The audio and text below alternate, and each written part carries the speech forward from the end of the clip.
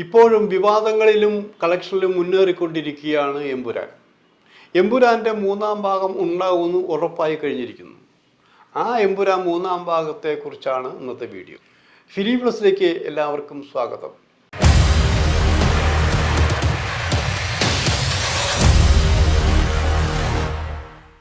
സിനിമകൾ ഇങ്ങനെ വന്നുകൊണ്ടിരിക്കുന്നു, അത് രസകരമാകുന്നു. അടിയും ഇടിയും ആട്ടവും പാട്ടും എല്ലാം നിറഞ്ഞ സന്തോഷം നിറച്ച സിനിമ എല്ലാവർക്കും ഇഷ്ടമാണ്. ഇപ്പോൾ സംസാര വിഷയം എന്താ? എമ്പുരാന് ശേഷം എന്താ വന്നിരിക്കുന്നത്? മമ്മൂട്ടിയുടെ ബസൂക്ക, പിന്നെ ചെറുപ്പക്കാരുടെ കുറച്ച് സിനിമകൾ, ഇതൊക്കെയാണ് ഇപ്പോൾ ചർച്ചാ വിഷയം. എന്നാൽ ഇവിടെ എമ്പുരാൻ്റെ തുടർച്ചയായി മൂന്നാം ഭാഗം വരുന്നു എന്ന് ഇടയ്ക്കൊരു ശങ്കയുണ്ടായിരുന്നു. കാരണം മറ്റേ വിവാദങ്ങളിൽ ഏർപ്പെട്ട് എന്തൊക്കെയോ സംഭവിച്ചു.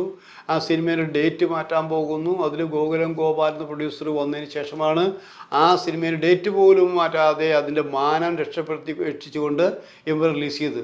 അപ്പം അതിൻ്റെ വേണ്ടപ്പെട്ടവരും എല്ലാം പറഞ്ഞ് മൂന്നാം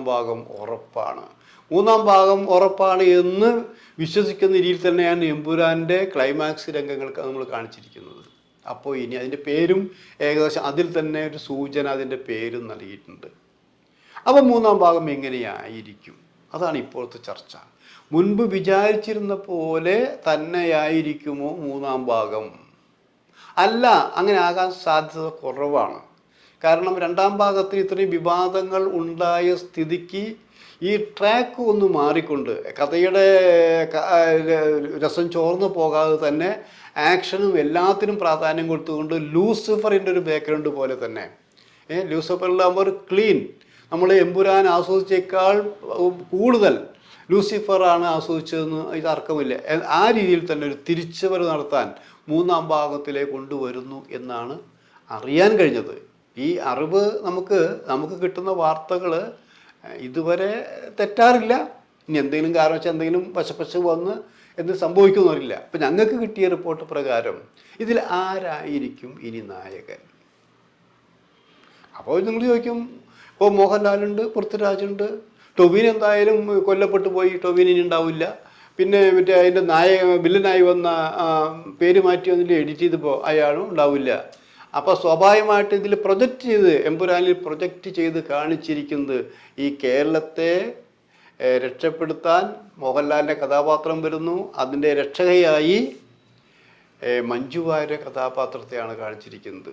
അപ്പോൾ നിങ്ങൾ ആ സിനിമ കണ്ടവരാണെങ്കിൽ വളരെ വ്യക്തമായി ഇത്രയും പ്രാധാന്യത്തോടെ, അമിതമായ പ്രാധാന്യമാണ് മോഹൻലാലിനേക്കാൾ കൂടുതൽ മഞ്ജു വാര്യർക്ക് എമ്പുരാനിൽ കൊടുത്തിരിക്കുന്നത്. അത് ശക്തമായ കഥാപാത്രം. ആ ശക്തമായ കഥാപാത്രത്തെ കാണിക്കുന്ന കറ കളഞ്ഞ കേരളം ഭരിക്കുന്ന ഒരു മുഖ്യമന്ത്രി എന്ന രീതിയിൽ തന്നെയാണ് കാണിച്ചിരിക്കുന്നത്. അവ അച്ഛൻ്റെ പാരമ്പര്യം നിലനിർത്താൻ, അച്ഛൻ്റെ ആശയങ്ങൾ നിലനിർത്താൻ, അഴിമതി രഹിതമായ ഒരു കേരളം ഉണ്ടാക്കാൻ, ഇങ്ങനെയൊക്കെ പറഞ്ഞ രീതിയിലാണ് ആ രണ്ടാം ഭാഗത്തിൻ്റെ പോക്കുവരവ്. അപ്പോൾ തീർച്ചയായിട്ടും മഞ്ജു വാര്യരെ കേന്ദ്രീകരിച്ചായിരിക്കും. മഞ്ജു വാര്യർക്കും ശത്രുക്കളുണ്ടായിരിക്കാം. മഞ്ജു വാര്യരുടെ ഫുൾ സപ്പോർട്ട് കൊടുത്തുകൊണ്ട് സംരക്ഷിച്ച് നിർത്തിക്കൊണ്ട് മോഹൻലാലിൻ്റെ കഥാപാത്രം, ആ കഥാപാത്രം ഒരുപക്ഷെ ലൂസിഫർ എന്നുള്ള കഥാപാത്രമായി തന്നെയായിരിക്കും മോഹൻലാൽ മൂന്നാം ഭാഗത്തിൽ ഉണ്ടാവുക എന്ന് പറയുന്നുണ്ട്. അതല്ലാതെ പറഞ്ഞു കേൾക്കുന്ന മറ്റൊരു പേരെന്താ? മറ്റൊരു പേര് മോഹൻലാലിൻ്റെ മകൻ പ്രണവ് മോഹൻലാലാണ് ഈ സിനിമയിലെ നായകൻ എന്ന് പറഞ്ഞു കേൾക്കുന്നു.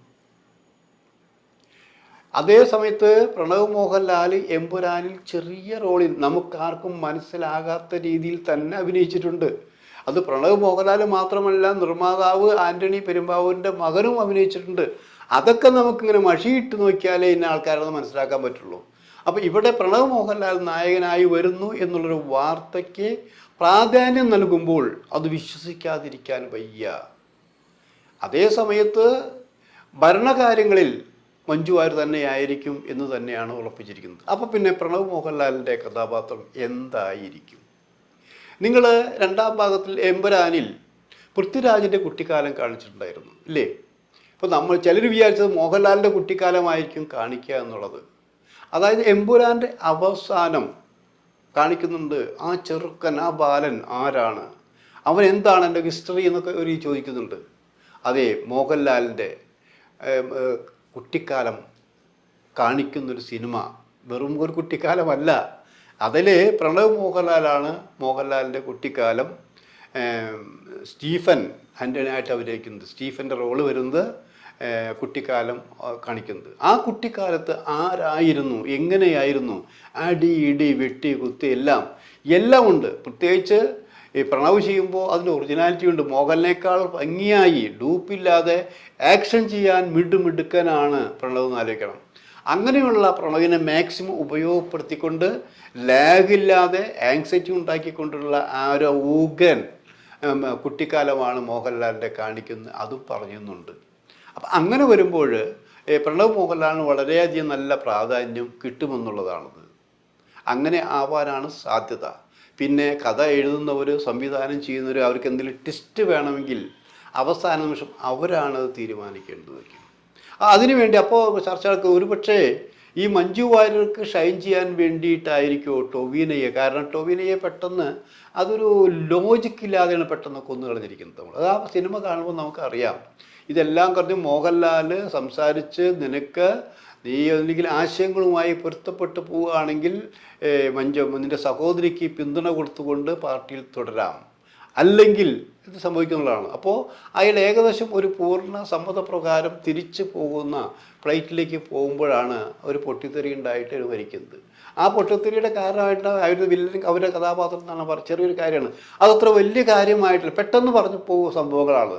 അപ്പോൾ അതിനർത്ഥം ടൊവിനോയുടെ കഥാപാത്രത്തിന് ഇനി ഒന്നും ചെയ്യാനുണ്ടെങ്കിൽ തന്നെ അയാൾ അതിനേക്കാൾ ഇപ്പോൾ ഇതിൽ വില്ലൻ മരിച്ചെങ്കിൽ പോലും വേറെ ക്രൂരനായൊരു വില്ലനാക്കി മാറ്റേണ്ടി വരും. അതില്ലാതെ ഒഴിവാക്കുകയുണ്ട്. അപ്പോൾ വില്ലന്മാരായിരിക്കാം, മോഹൻലാൽ ഉണ്ടായിരിക്കും, പൃഥ്വിരാജ് ഉണ്ടായിരിക്കും, അതുമാതിരി ഒരു ടീമെല്ലാം ഉണ്ടായിരിക്കും. ഒപ്പം പുതിയ തലമുറയിലെ ഇപ്പോൾ പ്രണവ് മോഹൻലാൽ വരുമ്പോൾ തന്നെ ആൻ്റണി പെരുമ്പാവൂരിൻ്റെ മകനും വരാം. ഇങ്ങനെ യങ്സ്റ്റേഴ്സായിട്ടുള്ള കുറേ നടന്മാർ ഇതിൽ വരാൻ സാധ്യതയുണ്ട്. അപ്പോൾ അവിടെപ്പോൾ തന്നെ മഞ്ജു വാര്യർ പവർഫുള്ളായിട്ടുള്ള കഥാപാത്രം ഉണ്ടാവും. ഇങ്ങനെ ഒക്കെയാണ് ഇപ്പോൾ പറഞ്ഞു കേൾക്കുന്നത്. അക്കൂട്ടത്തിൽ ഇതുവരെ രംഗത്ത് വരാത്ത നടൻ, എഴുത്തുകാരൻ കൂടിയായ നടനായ മുരളി ഗോപി ഉണ്ട് ഇവിടെ. മുരളി ഗോപിയുടെ ഒരു കഥാപാത്രം അതിശക്തമായി, അതായത് വില്ലൻ വേഷത്തിലാവാനാണ് സാധ്യത എന്നറിയില്ല. മുരളി ഗോപിയുടെ കഥാപാത്രവും 3-ാം ഭാഗത്തിൽ ഉണ്ടാവുമെന്ന് പറഞ്ഞു കേൾക്കുന്നു. വിശ്വസിക്കാതിരിക്കാൻ പറ്റില്ല. കാരണം മുരളി ഗോപി നല്ല നടനാണ്. പല സിനിമകളിലും മനോഹരമായി വില്ലൻ വേഷം അടക്കം ചെയ്തിട്ടുള്ളതാണ്.